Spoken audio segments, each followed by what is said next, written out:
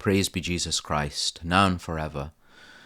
Before I begin, a couple of requests. First, of course, is prayers for our brethren in Syria.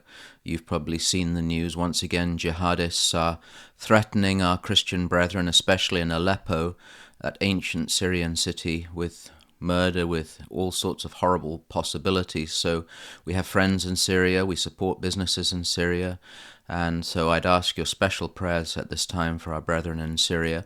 And also to remind you, who will probably have already seen the video about our Giving Tuesday campaign, to ask you again to pray for that, and also to contribute if you can in any way, any small amount or large amount, to help our brethren in Iraq and in Egypt this time with Giving Tuesday. Two wonderful programs, two wonderful things to support.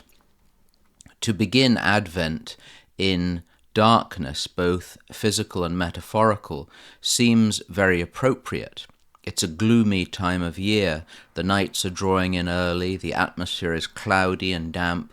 Gloomy is the right expression. From the Old English for darkness, we know it can describe despondency and a lack of hope, a sense which even approaches despair. There's much that might make us gloomy at the moment, the situation in the world, not least the awful vote in the British House of Commons last week, allowing the euthanizing of those deemed not worthy of life.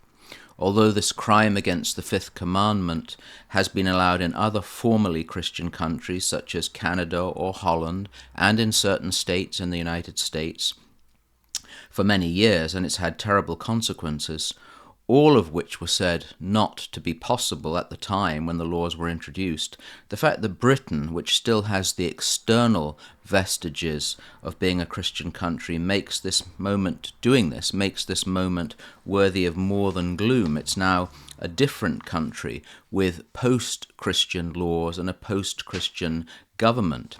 Everywhere euthanasia, state-sanctioned suicide, for that's what it is, has been allowed. The safeguards have changed. In Holland, children of 12 or older can be euthanized.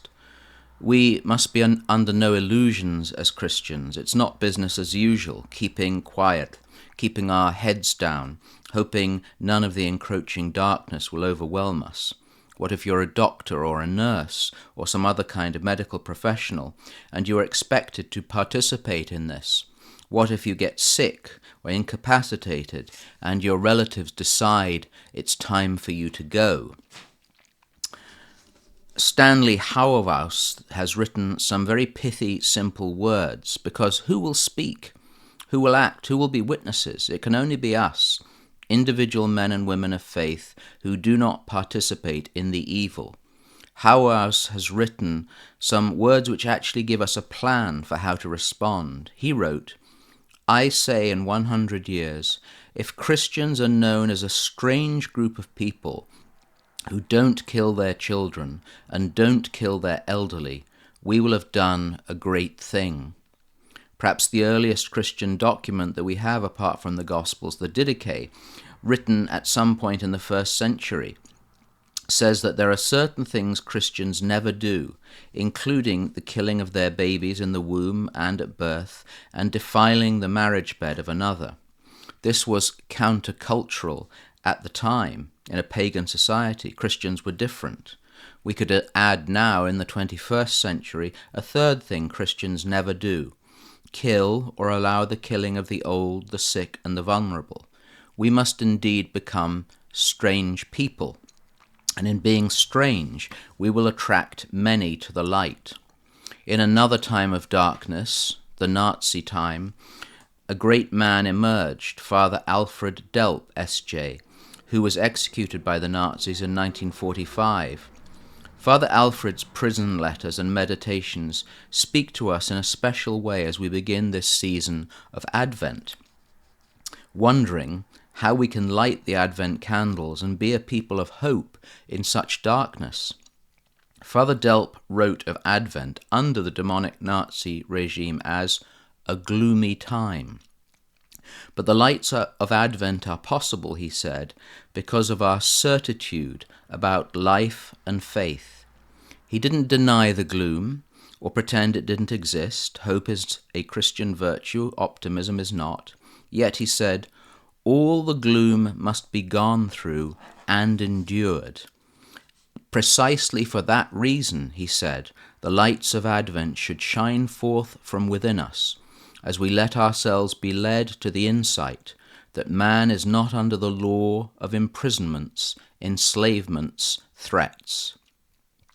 In the divine worship of the Ordinariate, the Collect for the first Sunday of Advent, which we've just had, told us that this is the time to cast off the works of darkness and put on the armor of light.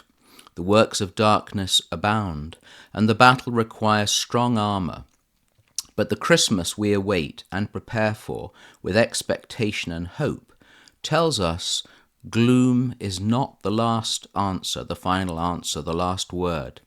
Darkness will be cast off, and the light that shines in the darkness is the light that cannot be overcome because of our certitude about life and faith.